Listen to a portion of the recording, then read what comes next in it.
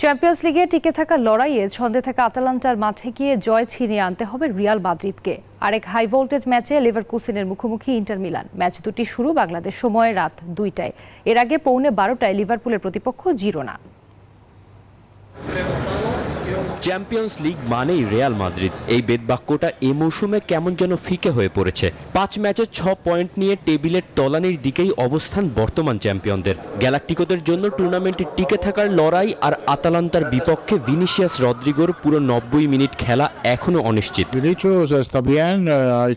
Vinicius আপাতত fit, বাকিটা training সেশনের পর জানা যাবে। রদ্রিগোর ক্ষেত্রেও একই, এমবাপে ভালো করছে। এই ম্যাচটাতেই হয়তো সে নিজেকে প্রমাণ করবে, যেটা আমাদের জন্য খুবই গুরুত্বপূর্ণ। আমি চেষ্টা করেছি নতুন ক্লাবে তাকে আত্মবিশ্বাস দিতে।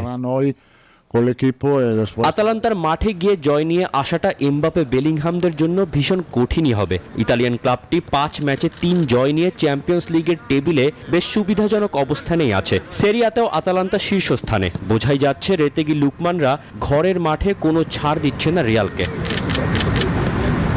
আরেক হাই ভোল্টেজ ম্যাচে ইন্টার মিলানকে আতিথ্য দেবে জার্মান চ্যাম্পিয়ন লেভারকুজেন। ইন্টার কোচও জানেন জাবি অ্যালোনসো বাহিনীর বিপক্ষে লড়াইটা খুব কঠিন হবে তার শিষ্যদের জন্য।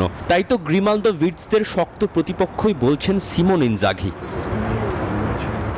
এদিকে শাখতার দোনেৎস্কের বিপক্ষে মাঠে নামবে বায়ার্ন মিউনিখ। বুকের পাঁজর ভেঙে পুরো মৌসুমের জন্য ছিটকে গেছেন ম্যানুয়েল নয়ার। তার পরিবর্তে গ্লাভস হাতে বাভারিয়ানদের দুর্গ সামলাবেন পেরেটস। এর আগে রাত 11:45 জিরোনার মাঠে লড়বে দারুণ ফর্মে থাকা লিভারপুল। মোহামেদ সালাদের জন্য আরও 3 পয়েন্ট ঝুলিতে নিয়ে শীর্ষস্থানটা ধরে রাখা সহজই হওয়ার কথা। তবে কোচ আর্নে স্লট প্রতিপক্ষকে ছোট করে দেখছেন না। তসিফুল হাসান, নিউজ 24।